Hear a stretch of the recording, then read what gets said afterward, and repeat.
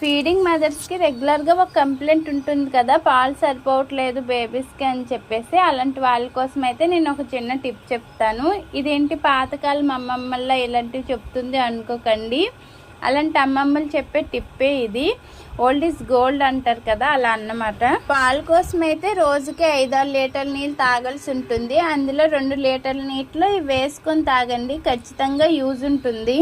అవేంటి అనుకుంటున్నారా? ఇదిగో ఇక్కడ నేను చూపిస్తున్నాను కదా, ఇవేనండి. ఇది పిప్పల గడ్డి, మిరియాల వల్ల పిల్లలకి జలుబు దగ్గు లాంటివి రావన్నమాట. అందుకని చెప్పి మరుగుతున్న నీటిలో ఇవి వేసుకొని బాగా మరిగించుకోవాలి. గట్టి అవసరమైతే లేదు, చల్లారినాక అడుగుకు చేరిపోతాయి. వాటర్ కలర్ కూడా చేంజ్ అవుతుంది, కొంచెం ఘాటుగా ఉంటాయి, కారంగా. ఆఫ్టర్ డెలివరీ 1 మంత్ వరకు రెగ్యులర్ గా 2 లీటర్స్ నేను ఈ వాటర్ తాగేదాన్ని. మీకు ఎవరికైనా ఫీడింగ్ మదర్స్ కి ఇది హెల్ప్ అనుకుంటే ఖచ్చితంగా ట్రై చేయండి, యూజ్ అవుతుంది. మన ఛానల్ని ఫస్ట్ టైం చూసినట్లయితే like and subscribe. Bye bye.